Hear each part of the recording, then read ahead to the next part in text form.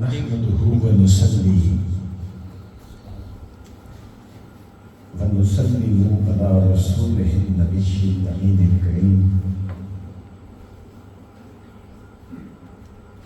أما بعد فأعوذ بالله من الشيطان الرجيم بسم الله الرحمن الرحيم قد نرى تقلب وجهك في السماء فلنولينك قبلة ترضاها صدق الله المولانا العظيم. آقائے کل جہاں تاجدار محشر دولائے عرش زینت فرش حبیب کبریا شہنشاہ لامکان رسول محمد صلی اللہ علیہ وسلم آپ کی عظیم کریم اور مہربان بارگاہ میں مل کے بڑی عقیدت اور بڑی محبت پیدا ہو جائے. درود پاک پیش کیجیے. اللہم صلی علی سیدنا و مولانا محمد صلی اللہ علیہ وسلم. اللہم صلی علی سیدنا و مولانا محمد صلی اللہ علیہ وسلم. کوئی زبان خاموش نہ رہے. اللہم صلی علی سیدنا و مولانا محمد صلی اللہ علیہ وسلم. خدا کرے ہم سب کے مولا کریم کا نام ہمیشہ بلند رہے. خدا کرے ہمارے محبوب آقا ہماری جان ہمارا ایمان ہمارا مان رسول اکرم صلی اللہ علیہ وسلم آپ کی شان ہمیشہ بلند رہے. عزیز دوستو مل کے سارے یہ دعا کرو اللہ کریم ہم سب کو ہماری نسلوں کو اور انشاءاللہ عز و جل قیامت تک آنے والی ہماری نسلوں کی نسلوں کو نبی رحمت صلی اللہ علیہ وسلم آپ کی پکی سچی محبت نصیب فرمائے. ہم یہ دعا کریں گے اللہ کریم جو ہمارا یہ رمضان گزر کے گیا اس رمضان المبارک میں ہماری جو ادائیں تیری بارگاہ میں پیش ہوئی مالک ہم تو اس قابل نہیں ہیں. یقیناً تیرا نام برکت والا ہے تیرے محبوب کی ذات برکت والی ہے تیرا وہ مہینہ برکت والا ہے. اللہ اپنے کرم کے صدقے ہمارے ٹوٹے پھوٹے عملوں کو تو قبول ضرور فرما دے. عزیز دوستو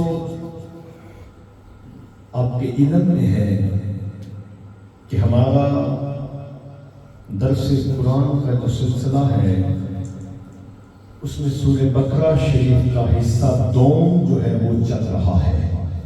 حصہ دوم چل رہا ہے. چونکہ سورہ بقرہ شریف کی آیات زیادہ ہیں تو ہم نے ایک حصہ پچھلے رمضان سے پہلے جو چاند کا پہلا جمعہ تھا اس میں جو آیات ہماری روزمرہ کی زندگی ہماری قبر اور آخر تک ہماری زندگی کے جو کام آنے والے اصول قرآن میں پیش کیے ہم نے وہ جتنی ہماری جرت ہماری اوقات تھی ہم نے آپ کے وہ پیش کیے. اللہ ہمیں ہدایت کی توفیق عطا فرمائے. ہمارے پہلے موضوعات میں سورہ بقرہ کے بڑے مفصل انداز میں ہم نے موت کا ذکر کیا. رسول اللہ صلی اللہ علیہ وسلم کے ساتھ ادب کے اور آداب کے ساتھ پیش آنے کے اصول تھے. ماں باپ کے ساتھ زندگی میں بیتے جو ہمارے لمحات چل رہے ہیں ان میں جو صبح و شام و سحر ہم نے انداز کس طرح پیش ہو قرآن کے انداز پیش ہوئے، ہمارے لین دین کے معاملات کو قرآن نے کس طرح ہم نے بڑی تفصیل کے ساتھ کوشش کی ہر معاملے کو ادا کرنے کی۔ اب جو موضوعات ہمارے رہ گئے تھے یاد رکھیے، میں ایک بڑا لطیف نکتہ آپ کے عرض کر دوں، قرآن پاک سارا ہی بہت پاک کمال تک کمال ہے، لیکن یہ جو موضوع آج کی ہماری گفتگو کا پہلا موضوع ہے جس میں قبلہ تبدیل ہونے کا ذکر کیا گیا ہے، یقین کیجئے مفکرین، مفسرین اور محدثین نے تفصیل کے ساتھ یہ بیان فرمایا ہے کہ قرآن پاک سارا ہی کرما والا ہے، لیکن یہ موضوع جو قرآن میں قبلہ کی درستگی کا موضوع ہے یہ ٹاپ 3 اہم موضوعات میں سے ایک موضوع ہے، بہت ہی اہم موضوع ہے۔ آج کی ہماری گفتگو میں جو چیزیں پیش ہوتی ہیں ان میں مختلف موضوعات ہیں، جن کے پہلا موضوع ہے نبی کریم صلی اللہ علیہ وسلم۔ ذرا بات کو آپ نے سمجھ کے ساتھ سمجھنا بھی ہے اور اپنے اندر اتارنا بھی ہے، اللہ ہمیں عمل کی توفیق عطا فرمائے۔ یاد رکھیے عزیز دوستو، نبی کریم صلی اللہ علیہ وسلم جب نماز کا حکم آیا تو آپ کا دلی لگاؤ تھا پیغمبر ابراہیم علیہ السلام والے قبلے کے ساتھ، جو کہ آج ہمارا قبلہ ہے۔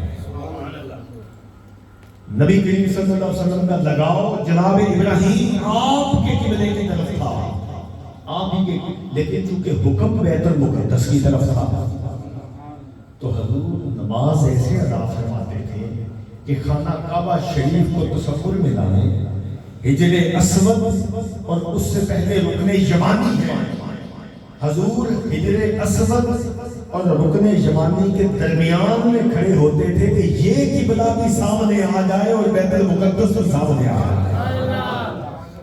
اس کو کہتے ہیں استقبال قبلہ، یعنی اس کو صرف نحو کی جو زبان میں اس کو نام دیا گیا استقبال قبلہ کہتے ہیں اس کو۔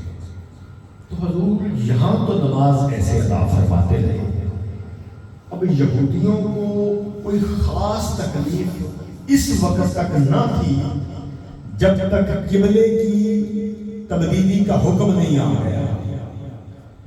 نبی صلی اللہ علیہ وسلم کا جب زمانہ آیا تو آپ نے جب ہجرت فرمائی، مدینہ تشریف لے کے جا رہے تھے، تو جب مدینہ پہنچے تو حکم ہے حدیث پاک میں 16 سے 17 مہینے تقریباً مدینہ پہنچ کے بھی حضور بیت المقدس کی طرف منہ کر کے نماز ادا فرماتے رہے۔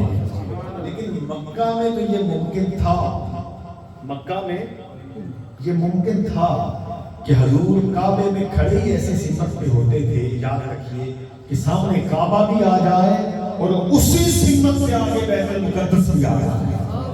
لیکن جب مدینہ پہنچے تو بیت المقدس اور طرف ہے، قبلہ اور طرف ہے خانہ کعبہ، تو آپ اب نماز کو ادا فرماتے تھے بیت المقدس کی طرف، لیکن دل کا لگاؤ، دل کی کھینچ، دل کی محبت وہ خانہ کعبہ کی طرف کی، جس کے متعلق جناب ابراہیم علیہ السلام نے اس سارے معاملے کو قرآن میں بھی حکم ہے، اِنَّ أَوَّلَ بَيْتٍ وُضِعَ لِلنَّاسِ لَلَّذِي بِبَرَّةٍ مُبَارَكًا وَهُدًى لِلْعَالَمِينَ۔ اللہ کہتا ہے ہم نے کعبے کو برکت والا بنایا، یہ ہمارا پہلا گھر ہے اور یہ تمام روئے زمین والوں کے لیے ہدایت کی جگہ ہے۔ اللہ نے برملا انعام فرمایا ہے۔ اب نبی کریم صلی اللہ علیہ وسلم کا دل کا کھچاؤ کعبے کی طرف تھا، لیکن حکم یار بیت المقدس کی طرف تھا۔ اب حکم یار ادھر ہے، دل کا کھچاؤ ادھر ہے، اللہ سے بہتر جانی جان کون ہے؟ حدیث پاک میں آتا ہے کہ حضور مسجد قبلتین جس جگہ پر ہے، یہاں کچھ لوگوں نے آپ کی دعوت کی تو حضور تشریف لے کے گئے دعوت کے لیے، اور نماز ظہر کا وقت تھا غالباً، اور رسول اللہ صلی اللہ علیہ وسلم نماز کے دوران بار بار آسمان کی طرف دیکھ رہے تھے، آسمان کی طرف دیکھ رہے تھے. اب ذرا توجہ کیجئے اور اپنا پروٹوکول دیکھنے پر اپنے آقا کا پروٹوکول دیکھیے کیا ہے. یہ کوئی کپڑا نہیں تبدیل ہو رہا, سواری نہیں تبدیل ہو رہی, مکان نہیں تبدیل ہو رہا, یہ ہمارا موبائل, یہ چھوٹا موٹا گھوڑا سواری یہ تبدیل ہو رہا ہے, کعبہ تبدیل ہو رہا ہے. اور کیوں ہو رہا ہے؟ کیونکہ منشاء مصطفیٰ یہ ہے. نبی کریم صلی اللہ علیہ وسلم بار آسمان کی طرف اٹھا کے دیکھ رہے ہیں تو دوران نماز, ابھی نماز ختم نہیں ہوئی, جب یہ شدت پکڑ چکا تھا کہ مولا اب کر دے جو میرے دل کی تمنا ہے, تو اللہ رب العزت نے دوران نماز وحی کو اتار دیا. اللہ پاک نے فرمایا قد نرا تقلب وجهك في السماء فلنولينك قبلة ترضاها فول وجهك شطر المسجد الحرام. اللہ پاک نے فرمایا ہم دیکھ رہے ہیں آپ کا آسمان کی طرف بار بار منہ اٹھا کے دیکھنا. اللہ رب العزت نے فرمایا جدھر میرے مصطفیٰ جدھر تیری خوشی ہے ادھر منہ پھیر رہے ہیں. تو نبی کریم صلی اللہ علیہ وسلم آپ نے فرمایا کہ پھر دوران نماز, اب دیکھیے بات کو سمجھیے, اللہ آپ کو لے کے جائے مسجد قبلتین میں, جدھر اب قبلہ ہے اس کے بالکل مخالف سمت بیت المقدس ہے, بالکل مخالف. اگر ادھر قبلہ ہے تو ادھر بیت المقدس ہے. اب دوران نماز جو رسول اللہ صلی اللہ علیہ وسلم نے اپنے چہرے کو پھیرا تو فوراً صحابہ تو تھے ہی حضور کے دیوانے, حضور کے عاشق, آقا کے قدموں کے اوپر جانے فدا کرنے والے تھے. بغیر سوچے سمجھے صحابہ حضور کے پیچھے آ گئے. امام اپنی جگہ پہ ساکت رہا, اس منظر کو سمجھ لیجئے, امام ساکت رہا, سرکار نے اپنا چہرہ پھیرا اور کعبے کی طرف کر لیا.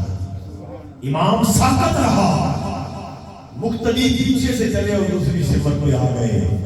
ارے سمتیں بھی ٹوٹتی نہیں, صفیں بھی ٹوٹتی نہیں, لیکن نماز کسی کی نہیں ٹوٹی. اللہ رب العزت نے یہ قرآن میں اس آیت کو اتار کے یہ حق کر دی بات. ارے لوگوں, قیامت تک والوں کے لیے یہ اعلان ہے کہ میرے مصطفیٰ میرے مجتبی کی چاہت سے بڑھ کے ہمیں کوئی چیز عزیز نہیں. مل کے ذرا پڑھیں نا کہ سب سے اعلیٰ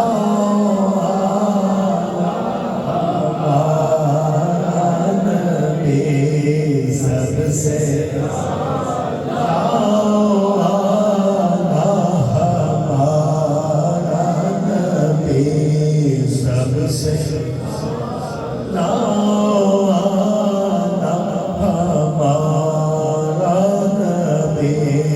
سب سے اور سب سے اعلیٰ ہمارا نبی, سب سے اعلیٰ ہمارا نبی.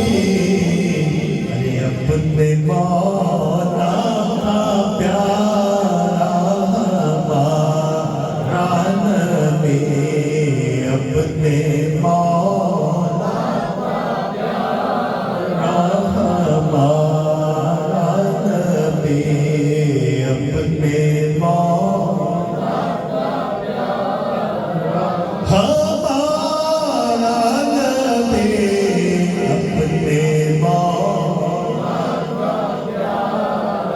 اور اس آیت کے اترنے کے بعد تو یہ پڑھنا بنتا ہی ہے. کیا بنتا ہے کہ خلق سے اولیاء, اولیاء سے رسول, خلق سے اولیاء, اولیاء سے رسول, خلق سے اولیاء, اولیاء سے رسول, اور خلق سے اولیاء, اولیاء سے رسول, اور رسولوں سے आला हमारा नबी और रसूल हमारा नबी और रसूल। यकीनन इस नात के पढ़ते पढ़ते भी हमारा ये तो पढ़ना बनता ही है कि मिल गए मुस्तफा और क्या चाहिए, मिल गए मुस्तफा और क्या चाहिए, और मिल गए मुस्तफा और क्या चाहिए, मिल गए मुस्तफा और क्या चाहिए, फज़ल रब्बुल्ला और क्या चाहिए, फज़ल रब्बुल्ला और क्या चाहिए, फज़ल रब्बुल्ला। और भर के झोली मेरी सरकार ने, भर के झोली मेरी, और भर के झोली मेरी सरकार ने, मुस्कुरा के कहा और क्या चाहिए, मुस्कुरा और क्या चाहिए, सबसे आला अल्लाह की इज्जत की कसम, ये हमारे लिए इससे बड़ा कर्म क्या होगा, अल्लाह ने हमें आमिना के लाल पे ला दिया। याद रखिए, मैं एक बात आज करता चलूं, अब जब कोई आयत उतरी कि महबूब किबला बदल दो, जिधर मेरा यार राजी उसका खुदा भी वैसे राजी है। अब हजूर ने कितना तो तब्दील फरमा दिया। यहूदियों ने जो सबसे बड़ी साजिश की, मदीना में चूंकि 3 कबीले उस वक्त राज था, उनका राज था। अब उन्होंने जब तक किबला काबा था तो बैतुल मुकद्दस था, तो उनको यही यकीन था कि ये हमारे मूसा अलैहिस्सलाम की शरीयत हिदायत है। लेकिन जब किबला तब्दील हो गया तो वहीं से बात अलग तरफ को चल पड़ी। अब उन्होंने मामले को खराब करने के लिए सबसे पहला शोशा जो मदीना मुनव्वरा के अंदर छोड़ा, वो ये था, लोगों को बहकाना शुरू कर दिया कि पहले किबला वो था, इधर आके भी वही था, अब किबला तब्दील हो गया। तो पूछो अपने नबी से कि जो नमाजें वो पढ़ी है वो ठीक है, जो अब पढ़ रहे हैं ये ठीक है, जो उधर पढ़ी है वो ठीक है, पूछो तो सही। अब लोग यकीन कीजिए नबी करीम सल्लल्लाहु अलैहि वसल्लम से मोहब्बत ऐसी करते थे, जो हजूर के साथ इश्क और मोहब्बत का रिश्ता उनका था, सवाल की जरूरत ही नहीं करते थे।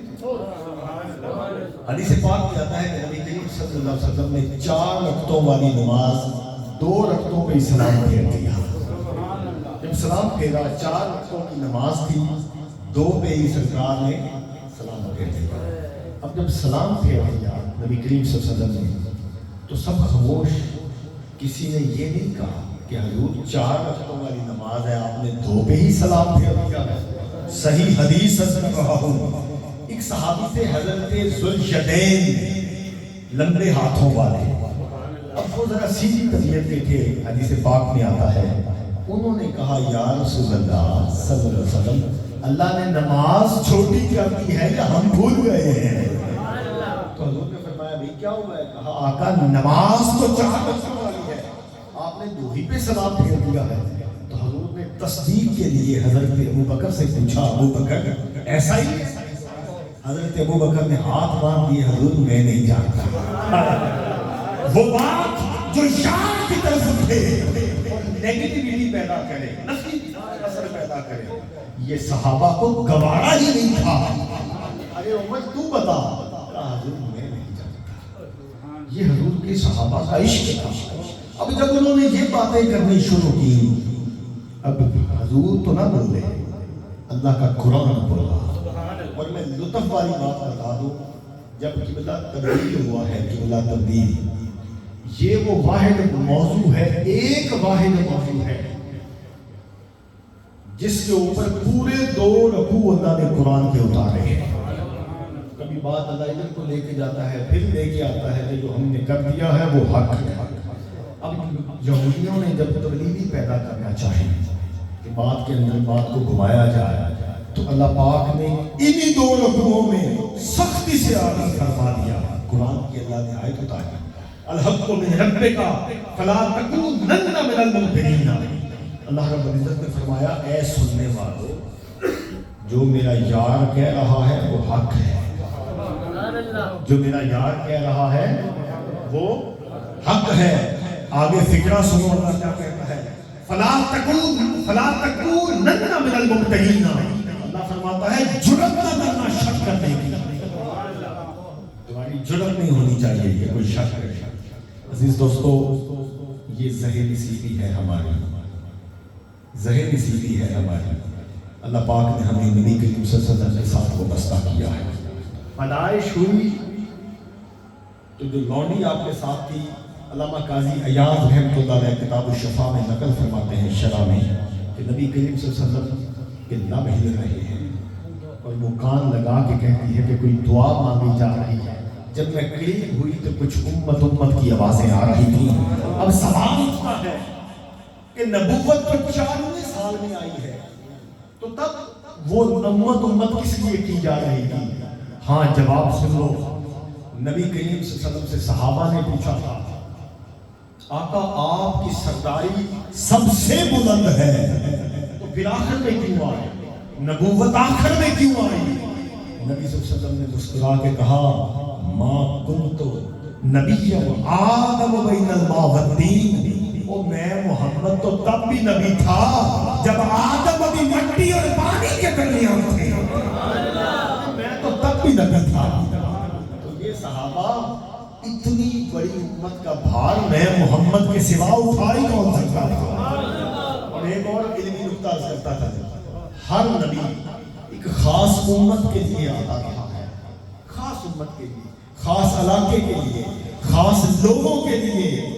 ارے بحر آمنہ کے لال تیری شان کریمی پہ قربان ہو جائیں، آپ تمام علوم زمین کے لیے رحمت للعالمین کا کیا، یہ آپ ہی کی ذات کے لیے خاصا ہے۔ تو یہ موضوع ہمارا مکمل ہوا۔ یاد رکھیے، قبلے کا معاملہ بڑا ہی سینسٹیو ترین معاملہ ہے۔ یہاں پر میں ایک بات اور کرتا چلوں، آپ کے علم میں اضافہ بھی ہو جائے گا اور اللہ ہمارے سمجھ میں روشنی بھی پیدا فرما دے گا۔ حضرت داتا گنج بخش علی حجویری رحمۃ اللہ علیہ، آپ نے لوگوں سے پوچھا، بتاؤ لوگ کعبے کو کیوں چومتے ہیں؟ لوگ کعبے کو کیوں چومتے ہیں، کیوں طواف کرتے ہیں، کیوں جھکتے ہیں؟ بتاؤ۔ اب یہ بات میں آپ کو حدیث پاک سے ثابت کروں گا منسلک کر کے، چونکہ بات ذرا گاڑی ہے، ہو سکتا ہے کسی کے اوپر سے گزر جائے، لیکن جب میں حدیث شامل کروں گا تو مکمل بات سمجھ آ جائے گی۔ داتا گنج بخش سے پوچھا گیا، بتاؤ، آپ نے پوچھا لوگوں بتاؤ لوگ کعبے کو کیوں چومتے ہیں، کیوں طواف کرتے ہیں، کیوں جھکتے ہیں، بتاؤ۔ اب اہل مجلس جو ہے ان کو بھی پتا ہے کہ داتا گنج بخش کی بارگاہ میں ہے، یقیناً بہت بڑے اللہ کے ولی ہیں۔ انہوں نے کہا، حضرت آپ ہی بہتر جانتے ہیں۔ تو حضور داتا صاحب نے فرمایا، ایک دن، بڑی قیمتی بات کرنے لگا ہوں، داتا صاحب نے فرمایا ایک دن، سال میں ایک دن اللہ رب العزت جو رب ہے، اللہ ہے، اللہ کی جو اصل ہے، ایک دن اللہ اپنے اصل کی تجلی کعبے کے اوپر کرتا ہے۔ اس کی شدت یہ اٹھتی ہے کہ لوگ کعبے کو جھوم بھی رہے ہیں، چوم بھی رہے ہیں، جھک بھی رہے ہیں، طواف بھی کر رہے ہیں۔ یہ کہہ کر، یہ بات کہہ کر दाता गंजे बख्श ने बड़ी अनमोली सी बात कह दी। आपने फरमाया लोगों, मुझे खुदा की इज्जत की कसम, वो तजल्ली जो रब काबे के ऊपर एक दफा करता है, रब मेरे दिल के ऊपर रोजाना 100 बार करता है। अब आइए हदीस पाक से बात कर लीजिए, बात की समझ आएगी आपको, लुत्फ आ जाएगा। नबी करीम सल्लल्लाहु अलैहि वसल्लम काबे के करीब से गुजर रहे थे। एक बंदा काबे का गुलाफ पकड़ के ऊंची ऊंची आवाज में कह रहा है, मेरे मौला, इस काबे की अजमत का वास्ता मेरा ये काम कर दे, मेरे ऊपर करम कर दे, मेरे ऊपर रहम कर दे। नबी करीम सल्लल्लाहु अलैहि वसल्लम रुक गए।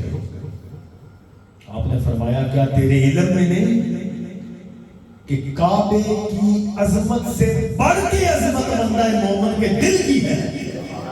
तेरे इल्म में नहीं है? तो कहा हुजूर इल्म में है। तो फरमाया, आज के बाद अगर मांगना है तो ये कह कि बंदा मोमिन के दिल की सदके अल्लाह मेरे पे राजी हो जा, क्योंकि काबे की अजमत छोटी है, बंदा मोमिन की अजमत बड़ी है। हुजूर फरमा रहे सल्लल्लाहु अलैहि वसल्लम। हमारे मौजू से बात हटेगी, लेकिन बात इस्लाह के लिए है। अल्लाह रब्बुल इज्जत नबी करीम सल्लल्लाहु अलैहि वसल्लम को उस बंदे ने कहा कि हुजूर मेरा एक मसला है, अगर हल फरमा दें। उसी मौका पे खड़े हो बताओ भाई। तो नबी करीम सल्लल्लाहु अलैहि वसल्लम को कहने लगा, या रसूलल्लाह सल्लल्लाहु अलैहि वसल्लम, आप शफ़क़त फरमाइए कि मेरा एक मसला हल नहीं हो रहा, मेरा एक मसला। वही बंदा उसी मौका पे खड़ा होके कह रहा है, हुजूर दुआ फरमाइए, मुझसे अगर कोई चीज कोई मांग ले तो मुझे दौरा पड़ जाता है। हुजूर मेरा दिल ऐसे मुट्ठी में आ जाता है कि इनने मेरे को ये शय मांगी है तो क्यों मांगी है? तो नबी करीम सल्लल्लाहु अलैहि वसल्लम ने फरमाया, ओ अल्लाह तेरा भला करे, तेरे ऊपर तो अल्लाह का गजब आ रहा है, क्योंकि कंजूस बंदे को अल्लाह ने सख्त नापसंद फरमाया है। इसलिए अगर किसी को कोई चीज हम दे नहीं सकते तो ना भी ऐसे करो कि उसका दिल न टूटे। क्यों? दिला में सोना ना बने।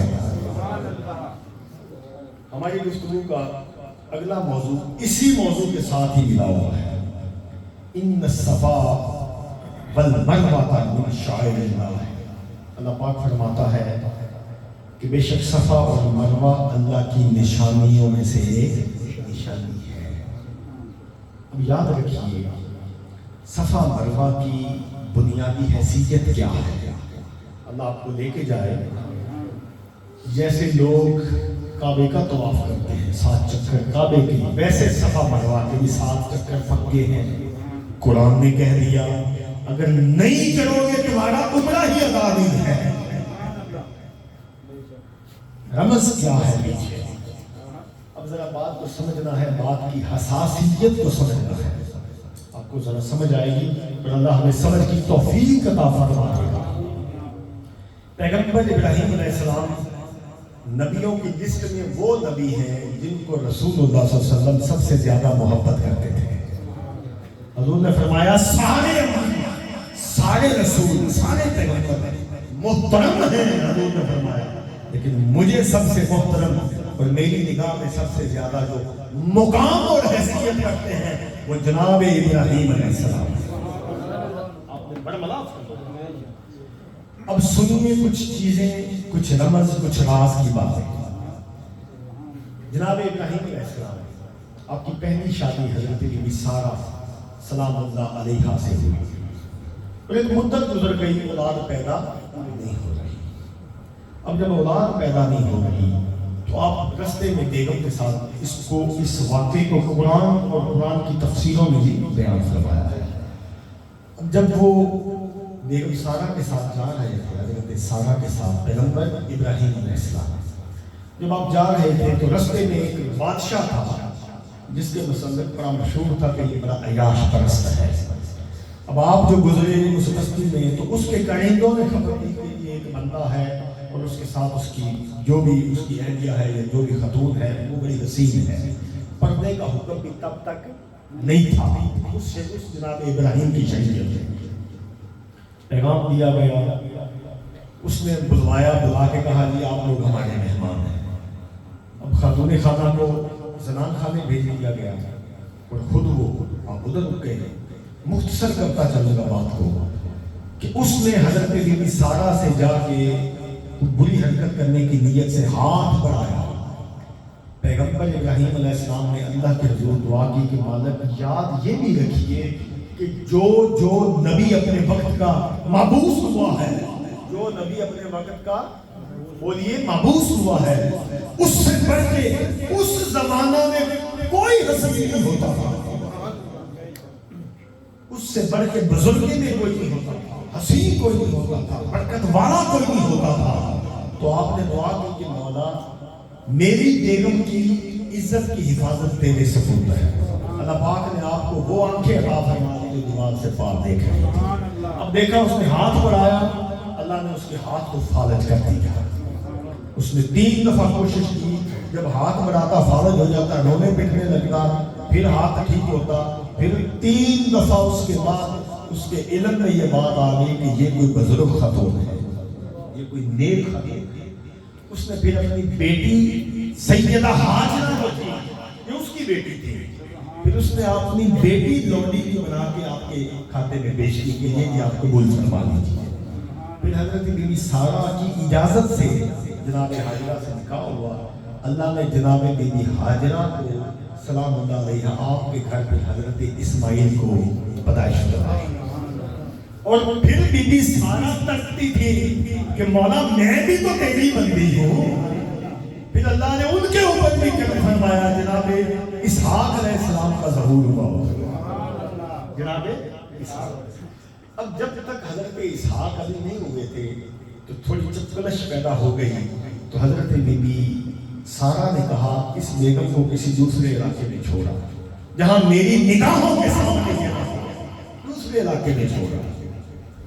اب حضرت ابراہیم علیہ السلام جو اللہ کا حکم تھا کروا دیے زلزلہ میں، آپ مکہ میں آ کے جناب بی بی ہاجرہ کو چھوڑا. وہ چھوٹا سا بچہ ہے، چھوڑ کے آپ چل پڑے واپس. حضرت بی بی ہاجرہ کو تفسیر قرآن میں آواز دی، ہمیں چھوڑ کے کہاں جا رہے ہیں؟ آپ نے پیچھے نہیں دیکھا، پھر آواز دی، بتا تو جائیے کہ جہاں کہاں نہیں ہمیں چھوڑ کے، اس وادی پتھریلے میدان میں ہمیں چھوڑ کے جا رہے ہیں، ہمیں بتا کے تو جائے کہاں جا رہے ہیں. پیچھے نہیں دیکھا. تیسری دفعہ پھر بی بی ہاجرہ آپ نے اسلام اللہ علیہ نے کہا کہ یہ کوئی اللہ کا حکم ہے. آپ نے منہ آگے ہی رکھا، ہاں یہ اللہ کا حکم ہے. تو وہ بھی خاتون کمال خستی تھی. آپ نے فرمایا جب اللہ کا حکم ہے تو پھر اللہ ہی ہمارا وارث ہے، پھر فکر نہیں ہے جاؤ. جب ابراہیم علیہ السلام پہلے پتھر کے پیچھے آ گئے بغیر دیکھے تو آپ نے کھڑے ہو کے پھر دعا کی. آپ نے کہا مولا اس زمین کو، اس مکہ برکت والی جگہ بنا دے. برکت والی ارے برکت والی جگہ بنا دے. دعا کی. دوسری دعا کی کہ مولا جس پیغمبر کے قصے ہماری روحیں سنتی نہیں جنت معلا میں، درختوں کے پتوں میں، جنت کے محلات میں جس کا نام ہے، میرے مولا وہ نبی میری نسل میں پیدا فرما. جو ہی یہ دعا کی تو آپ کے پاؤں کے نیچے جو پتھر تھا وہ فوراً نکل گیا. آپ بڑا حیران ہوئے. جب حیران ہوئے تو اللہ رب العزت نے فرشتے کو بھیجا کہ جا کے کہو حیران مت ہوئیے، یہ ہم نے آپ کی دونوں دعاؤں کو قبول فرما لیا. نعرہ تکبیر، نعرہ رسالت. تو یہ صلی اللہ علیہ وسلم یہ دعائے ابراہیم ہے جو نبی کریم صلی اللہ علیہ وسلم حضور فرمایا کرتے تھے مجھے مانگ کے میرے باپ ابراہیم نے لیا. دل بڑا بے قرار ہے آقا. سارے میں دل بے قرار، وہ سارے بے قرار تھے. وہ چاہے حمیری تھا، چاہے سلیمان فارسی تھے، چاہے پیغمبر ابراہیم علیہ السلام تھے. جس کو خبر تھی کہ آپ کی شخصیت کا مقام لیول کیا ہے، سارے ہی آپ کے انتظار میں تھے. ارے دل بڑا بے قرار ہے آقا، اور دل بڑا بے قرار ہے آقا، ارے آپ کا انتظار ہے آقا، مل کے بولو آپ کا۔ بلال حبشی جان لبوں پہ آئی ہوئی ہے، آخری وقت ہے، بیگم بچے رو رہے ہیں، آپ بے ہوشی کی حالت میں آنکھ کھولتے ہیں تو پوچھتے ہیں بھائی کیوں روتے ہو؟ کہا آپ ہم سے جدا ہو رہے ہیں۔ تو بلال حبشی نے کہا میں کیوں رو کہ تم سب سے جدا ہو کے میں اپنے آقا سے ملنے جا رہا ہوں۔ ارے آپ کا انتظار ہے آقا، آپ کا انتظار۔ یاد رکھیے جب بی بی ہاجرہ کو وہ چھوڑ کے چلے گئے تو پہلا مقام ہی دیا گیا کہ پانی کی پیاس، اور پیغمبر جناب اسماعیل چھوٹی سی عمر میں ہیں۔ اب ماں کبھی تو دوڑے دائیں کبھی بائیں کہ پہاڑوں پہ چڑھ کے آواز دی، پانی دیکھا کہیں سے مل جائے، کہیں سے مل جائے، تو جیسے تڑپ تڑپ کے دوڑی تھی، اللہ رب العزت نے آج اس عمل کو اتنا پسند فرمایا کہ ساری روئے زمین کے مسلمانوں کے اوپر فائز فرمایا۔ اور آپ جہاں گئے ہوں گے آپ نے دیکھا ہوگا کہ صفا مروہ بھی دوڑتے دوڑتے سبز لائٹوں کے نشان ہیں، جدھر بیداب ہو کے وہ بھاگی تھی وہاں پہ بھاگنے کا حکم آج بھی قائم، یہاں تم بھاگ کے چڑھو، بھاگ کے چڑھو، آج بھی وہ حکم قائم ہے۔ اور یاد رکھیے میں ایک نکتہ عرض کر دوں، اللہ رب العزت عطا پسند کرتا ہے، اور پسند فرما کر آپ نے اس ادا کو، اور یہ بھی ایک لطیف نکتہ آپ کے عرض کر دوں، زمزم کا کنواں ابراہیم علیہ السلام کے پاؤں سے پھوٹا تھا، کہاں سے؟ پاؤں سے پھوٹا تھا، جناب اسماعیل علیہ السلام پاؤں سے پھوٹا تھا۔ اور لطف والی بات ہے کہ اسماعیل علیہ السلام جب بڑے ہوئے، ایک قبیلہ تھا آپ کی نسل میں، آپ کی اولاد میں تھے عدنان، آپ کی نسل میں ایک دو تین نسلیں آگے ہیں، ان کے زمانہ میں کچھ یمن کے قبیلوں نے حملہ کیا تو زمزم کو بند کر دیا گیا۔ زمزم کئی 100 سال بند رہا ہے، تاریخ پکڑ کے دیکھیں۔ اب جانتے ہیں دوبارہ زمزم کس نے کھولا؟ بڑی آپ کے لیے حیرت والی بات میں عرض کر رہا ہوں، اور ساری بات میں تفسیر اور حدیثوں کی روشنی میں رکھ رہا ہوں آپ کے سامنے۔ یاد رکھیے نبی کریم صلی اللہ علیہ وسلم کے پردادا جان کا کیا نام تھا؟ حضرت ہاشم۔ کیا نام تھا؟ حضرت ہاشم۔ بڑی تاریخ ہے، میں ہر بات کی بنیاد اس لیے پکڑ رہا ہوں، بات کی سمجھ آ جائے۔ حضرت ہاشم، ان کی پیشانی پہ نور تھا کہ نبی آخری زمان اس کی نسل میں پیدا ہوا ہے۔ اب جو بڑے کوئی خبیث الفطرت علم جعفر کی سمجھ رکھنے والے یہودی تھے، اب وہ ڈھونڈ رہے تھے کہ وہ نبی جس کی شخصیت نے جب آنا ہے تو سارے نبیوں کی شریعت میں مست ہو جانا ہے، ہر نبی کی شریعت چھپ جائے گی، ایک وہی سورج روشن کی طرح آ جائے گا۔ اب یہ یہودی تاک میں تھے کہ وہ کہاں پہ آئے اور اس کو فوراً ختم کر دیا۔ اب آپ وہ واحد شخص تھے حضرت ہاشم جن کے لیے نکاح کے بے شمار رشتے تھے، قریش قبیلے کے سردار ہیں، بڑے حسین ہیں، بڑے اچھے تاجر ہیں، اور بڑی آپ پہ خوبیاں تھیں۔ تو آپ ایک جگہ پہ تجارت کے لیے تشریف لے کے گئے ہوئے تھے، تجارت کے لیے ایک خاتون آپ کو پسند آ گئی، آپ نے اس کی طرف نکاح کا پیغام بھیجا۔ میں بات مقصد کرتا چلوں گا، نکاح کا پیغام بھیجا اور بتایا میں قریش قبیلے کا سردار ہوں۔ قریش جو لفظ ہے، قریش قبیلے کو قریش کیوں کہا جاتا تھا سمجھ لیجیے۔ قریش سمندر میں ایک ایسا جانور پایا جاتا ہے، اس کے لغوی معنی ڈکشنری کی کتابوں میں لکھے ہیں کہ وہ جب نکلتا ہے جو جانور ہتھے آئے اس کو کھا جاتا ہے۔ تو ایسے قریش قبیلہ ایسا قبیلہ تھا جو اس کے آگے کچھتا تھا اس کو یہ کھا جاتا تھا، اس کو مٹا دیتا تھا۔ قریش کا ایک نام تھا۔ خاتون نے کہا میں پہلے طلاق یافتہ ہوں، آپ نے فرمایا مجھے قبول ہے. دونوں کا نکاح ہو گیا. نکاح ہوا. آپ 2 مہینے اسی بستی میں اس خاتون کے ساتھ رہے. تجارت کے لیے آگے تشریف لے جا گئے تھے. آپ نے فرمایا میں آگے جا رہا ہوں, واپسی پہ لے کے تمہیں پھر مکہ چلے. اب آپ جب تشریف لے کے گئے 2 دن ہی ہوئے تھے کہ آپ کا وصال ہو گیا. جو مائی صاحبہ تھی وہ ان کو اللہ نے خیر فرمانی تھی. حمل تھا, 2 ماہ کا حمل ہو چکا تھا, حمل ہو چکا تھا اللہ پاک نے. اب جب پیچھے قبیلے والوں کو یہ خبر ہوئی کہ یہ معاملہ ہو گیا ہے, وہ قریش قبیلے کے سارے لوگ آئے, خاتون کو دیکھا, معاملہ ہو گیا ہے سارا. جو بھی ان کے اس وقت کی کوئی رسم ہوتی تھی وہ انہوں نے ادا کی, اور خاتون کو کہا یہ جو بچہ تیرے پیٹ میں ہے, یہ جو بچہ یہ ہمارا, بلکہ ایک تفسیر میں ہے کہ 2 مہینے بعد آپ فوت ہوئے تجارت میں جو گئے ہوئے تھے. کیونکہ خبر جب پیچھے گئی تو آپ حاملہ تھی حضرت جناب جو تھی اس وقت, غالباً ان کا نام حضرت ابی حالہ تھا, شاید میں بھولتا تھا. انہوں نے کہا یہ بچہ ہماری امانت ہے, ہم جب دوبارہ بچہ پیدا ہو چکا ہوگا, 2-3 سال کا ہو چکا ہوگا, ہم یہ امانت واپس دینے آئے. اب وہ امانت واپس دینے بار بار چکر لگاتے رہے. جب بچہ پیدا ہوا اسے بھی دے گئے. سال 2-3 بعد بچے کا نام کیا رکھا؟ شیبۃ الحمد. کیا نام رکھا؟ شیبۃ الحمد اس کا نام رکھا. شیبۃ الحمد نام کیوں رکھا گیا؟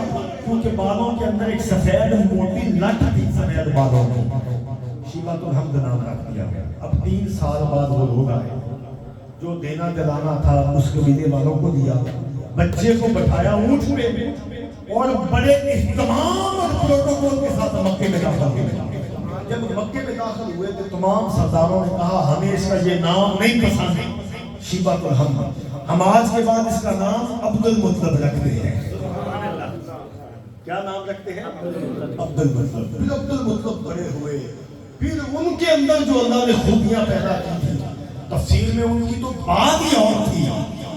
14 اللہ نے 12 بیٹے دیے.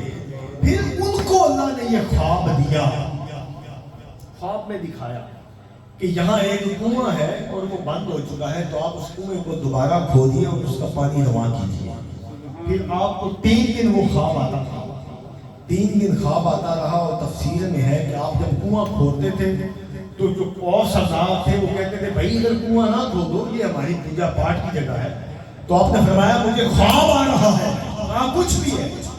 یہ رات دن کو کھولتے تھے, وہ رات کو سارا مٹی دوبارہ ڈال جاتے. اب 3 دن خواب آتا رہا. 4تھے دن آپ نے کہا جس طاقت کو بھی آواز دی کہ بھائی میں کیسے کھودوں. اس بندے کو کہا جو میں دن کو کھودتا ہوں رات کو آ کے وہ گرا دیتے ہیں. انہوں نے کہا کوئی نہیں گرائے گا. جو گرانے آتا تھا اس کے پیٹ میں ایسا درد ہوتا تھا وہ بھاگ جاتا تھا. آپ نے دوبارہ زمزم کے کنویں کی بنیاد نبی کریم صلی اللہ علیہ وسلم کے دادا جناب عبد المطلب نے رکھی. یہ حضور کے دادا جان کا فیض ہے. جو زمزم حضرت اسماعیل کے پاؤں سے جاری ہوا تھا, جو اسماعیل کے پاؤں سے جاری ہوا تھا, وہ کچھ 100 سال تو چلا پھر بند ہو گیا. جو حضور کے دادا جناب عبد المطلب کے پاؤں سے جاری ہوا وہ انشاءاللہ قیامت تک جاری رہے گا. آگے ہمارا 2 موضوع رہ گئے ہیں. قرآن پاک میں ہے فَاعْتَدُوا عَلَيْهِ بِمِثْلِ مَا اعْتَدَىٰ عَلَيْكُمْ. جو تم پر زیادتی کرے تم بھی اتنی اس کے ساتھ زیادتی کرو. اب یہ حکم قرآن کا ہے. یہ حکم کس کا ہے؟ قرآن کا ہے. اسی آیت کے آگے اللہ نے پھر فرما دیا وَاتَّقُوا اللَّهَ وَاعْلَمُوا أَنَّ اللَّهَ مَعَ الْمُتَّقِينَ. ہاں لیکن جو اللہ سے ڈر گئے اور جنہوں نے معاف کر دیا تو وہ اللہ کے ڈرنے والوں میں ہیں, اللہ کو محبوب ہیں. بات سمجھ لیجئے, پریکٹیکل میں بات سمجھاؤں گا, بات سمجھ لیجئے. کوئی زیادتی کرے, قرآن کہہ رہا ہے, سورۃ بقرہ کی آیت نمبر 193 کہہ رہی ہے اگر کوئی تم سے زیادتی کرے تم زیادتی کر سکتے ہو لیکن اتنی. لیکن اگلی آیت میں اللہ نے فرمایا اگر تم معاف کر دو تو یہ تمہارے لیے, آؤ تمہیں دربار مصطفیٰ میں لے کے چلتا ہوں. نبی کریم صلی اللہ علیہ وسلم تشریف فرما ہے مدینہ مسجد نبوی شریف کے اندر. حضور تشریف فرما ہے. ایک عربی بدو آیا, اس میں آ کے نبی کریم صلی اللہ علیہ وسلم کے گلے میں چادر تھی، اس کو اتنی زور سے کھینچا کہ آپ کے پوری گردن میں نشان پڑ گیا. صحابہ بیٹھے تھے، تلواریں نکل آئی. حضور نے فرمایا رکو بھائی. آپ نے فرمایا تو نے ایسا کیوں کیا ہے؟ کیوں کیا؟ انہوں کا جواب سنو، وہ چلے گا. حدیث پاک اس کا اس نے کہا جی اللہ آپ کو جو دیتا ہے تو آپ ہمیں کیوں نہیں دیتے؟ اللہ آپ کو جو دیتا ہے تو آپ ہمیں کیوں نہیں دیتے؟ تو سنو جواب آمنہ کے لال کا. آپ نے فرمایا بھائی یہ کو مانگنے کا طریقہ ہے، یہ مانگنے کا طریقہ ہے، تم سے پورا قصاص لیا جائے گا. انہوں نے کہا جی میرے کو تسی قصاص لے ہی نہیں سکتے ہو. صحابہ سارے اٹھے تلواریں لے کے کہ حضور حکم دیں گے سر کاٹ کے رکھ دیں گے. حضور نے فرمایا رکو بھائی. آپ نے فرمایا کیوں نہیں قصاص لے سکتے؟ انہوں نے کہا جی تسی تو کریم ہی بہت ہو، تسی تو کریم ہی بہت ہو، تسی تو رحیم ہی بہت ہو. ارے آپ کریم ہیں، آپ رحیم ہیں، آپ بدلہ لے ہی نہیں سکتے ہیں. کیوں نہ پھر کہے کہ جیسے میری سرکار ہے ایسا وہ نہیں کوئی، جیسے سرکار ہے ایسا وہ نہیں کوئی، جیسے سرکار ہے. پھر ہم کیوں نہ پڑھیں جیسے میں ہیں ایسا کوئی. اگر یہ یقین ہے تو پھر پڑھو اب میری نگاہوں میں ججتا نہیں کوئی، اب میری اسینا کی ٹائم تے پابند نہیں ہے. اس درس دے وچ ایک درس 5-10 منٹ اگر اوپر ہوندا ہے نا تے قرآن پڑھیا جاتا ہے. تھوڑا حوصلے نال بیٹھ جاؤ. اب میری نگاہوں میں ججتا وہ ججتا نہیں کوئی، اب میری نگاہوں میں ججتا نہیں کوئی. 253 نمبر آئے یا ایھا الذین آمنوا انفقوا مما رزقناکم. اے ایمان والو اللہ کی راہ میں اس کے دیے میں سے خرچ کرو، اس کے دیے میں سے. اب سادہ سی بات سمجھاؤں گا، بات سمجھ آئے گی. ڈاکٹر اشفاق احمد صاحب زاویہ والے کہتے میں اپنے مرشد اپنے بابا اپنے محترم بابا صاحبہ کے ساتھ جا رہا تھا ٹانگے پہ. اس پہ ٹانگے پہ ہم جا رہے تھے. راستے میں ہماری منزل آئی، ہم اتر گئے. کوچوان ٹانگا چلانے والا اس کے پیسے کتنے بنے تھے؟ 4.5 روپے. کتنے؟ 4.5 روپے. بابا صاحبہ جی میرے ساتھ اتر کے چل پڑے. میں نے 4.5 اس کو دیے، میں بھی چل پڑا. تو بابا جی فرماتے پتر اشفاق، میں کہ جی انہوں کتنے پیسے دیتے نے؟ میں کہ جی 4.5. وہاں دے پتر 50 کا پورا نوٹ ہی دے دینا سی. میں کہ بابا جی بندے ہی 4.5 سن. وہ کہنے لگے پتر تو کیڑا کونوں دینے نے، انہیں کتنے وچوں دے دینے نا، تو پورا ہی دے چھوڑنے سن. تو ہم نے اس کے دیے میں سے دینا ہے، اس لیے دیتے رہا کرو. اور ہماری گفتگو کا آخری موضوع تقریباً دیکھیں میں خود پابندی کرنے کا عادی ہوں. قرآن کا موضوع ہے، بڑی اہم باتیں ہیں.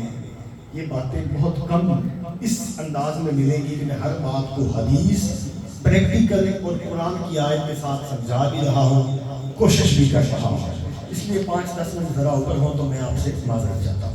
اب آیت الکرسی اللہ لا الہ الا هو الحی القیوم، سورۃ بقرہ آیت نمبر 254. اب یاد رکھیے کہ قرآن پاک میں جتنی آیات اللہ نے اتاری ہیں، جتنی آیات اتاری ہیں، اللہ پاک فرماتا ہے تمام آیتوں کی سردار آیت الکرسی ہے. اور اگلی بات بھی بتا دوں، بڑا لطف آ جائے گا. اللہ پاک نے فرمایا یہ جس تخت کے اوپر میں جلوہ کر رہا ہوں نا، یہ خزانہ میں نے اس تخت کے نیچے چھپا کے رکھا. مجھے اپنے محبوب پہ پیار ہی اتنا آیا میں نے اپنے محبوب کے قرآن میں یہ اتار دیا۔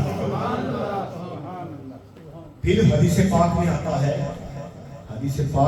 ہے کہ اتنی برکت والی حدیث ہے، فرض نماز کے فوراً بعد یہ پڑھنے والا جنت سے اتنا دور ہے کہ فوت ہوا نہیں جنت میں گیا ہے۔ یہ توحید کے خزانوں میں سے ایک خزانہ ہے۔ اور ہماری آج کی گفتگو اور آخری موضوع لا اکراہ فی الدین، دین میں جبر نہیں ہے، سختی نہیں ہے۔ یاد رکھیے، اس بات کو سمجھ لیجئے، حضرت صوفی برکت علی لدھیانوی رحمۃ اللہ علیہ، ان سے کسی نے پوچھا کہ حضرت یہ جو آپ کی ٹوپی ہے یہ اس طرح کی کیوں ہے؟ عام ٹوپیوں سے ذرا جدا ہے، وجہ کیا ہے؟ سنیں عاشق کا جواب، سنیں صوفی کا جواب، سنیں دیوانے کا جواب۔ آپ نے فرمایا اس ٹوپی کی بناوٹ پہ ذرا غور کرو، تمہیں دو سبق دیتی ہے۔ پہلا سبق، اس کو دیکھو تمہیں قبر یاد آ جائے گی۔ دوسرا سبق، یہ دو کپڑوں کو جوڑ کے بنتی ہے، اور جہاں دو چیزیں اللہ کے واسطے جڑے وہاں اللہ کا نور اترا کرتا ہے۔ تو میرے ساتھیو، دین میں جبر نہیں۔ حضرت خواجہ نظام الدین محبوب الہی وضو خانے تشریف لائے، لوگ وضو غلط کر رہے تھے، آپ نے یہ نہیں کیا اور تہاڈا وضو غلط ہو رہا ہے، غلط وضو کر رہے ہو، دل نہ دکھ جائے۔ آپ نے ان کو کہا میں وضو کرتا ہوں، ارے اللہ کے بندو دیکھنا، اگر میرا وضو غلط ہے مجھے بتانا۔ آپ نے وضو کیا، ان کو اپنی غلطی کا احساس ہو گیا۔ تو یہ طریقہ کار ہے۔ اللہ ہمارے لیے آسانیاں فرمائے۔ آپ نے میرے ساتھ مل کے ذکر کرنا ہے، الا اللہ الا اللہ الا اللہ الا اللہ الا اللہ الا اللہ، پڑھو لا الہ الا اللہ لا الہ الا اللہ لا الہ الا اللہ، حق لا الہ الا اللہ لا الہ الا اللہ، محمد رسول اللہ۔ درود پاک پڑھیے، سیدنا کریم صلی اللہ علیہ وسلم، سیدنا کریم صلی اللہ علیہ وسلم، سیدنا کریم صلی اللہ علیہ وسلم، سیدنا کریم صلی اللہ علیہ وسلم، سیدنا کریم صلی اللہ علیہ وسلم۔ دعائیں کریں، بسم اللہ الرحمن الرحیم، اللہم صلی علی